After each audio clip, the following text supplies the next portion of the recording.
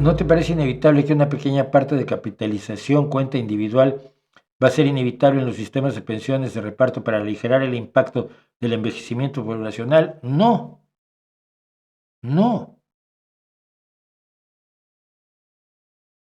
¿Por qué una cuenta individual? Si necesitas más ingresos para las pensiones, aumentas las cuotas de la seguridad social, aumentas los impuestos.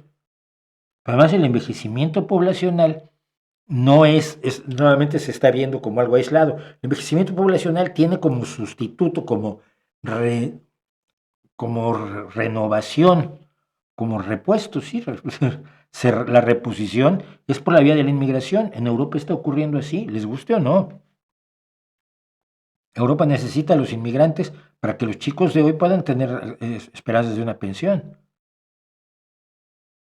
Y esperemos que, bueno, que la derecha no se gaste el dinero de las pensiones como se lo gastó Rajoy, ¿no?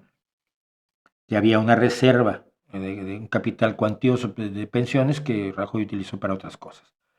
Pero no, las cuentas individuales, problema de las cuentas individuales que las pones en manos de bancos, las cuentas individuales de pensiones. Y entonces, los fondos de pensiones o los bancos que manejan fondos de pensiones especulan con ese dinero. ¿Y qué pasa si lo pierden? ¿A qué te jodes? No tiene garantía del Estado. Y si le das garantía del Estado, lo único que haces es decirle al banco, puedes ser mucho más irresponsable en tus inversiones, porque yo me voy a encargar y yo pago todo. Entonces, las cuentas de pensiones individualizadas son fuente además de una profunda injusticia al final de la vida laboral. El trabajador que corrió con suerte y no le perdieron su dinero y hasta se lo multiplicaron un poco, va a vivir una vida post pensiones, una vida post jubilación, mucho mejor que aquel al que le hayan administrado mal sus pensiones y sin que haya culpa de su parte.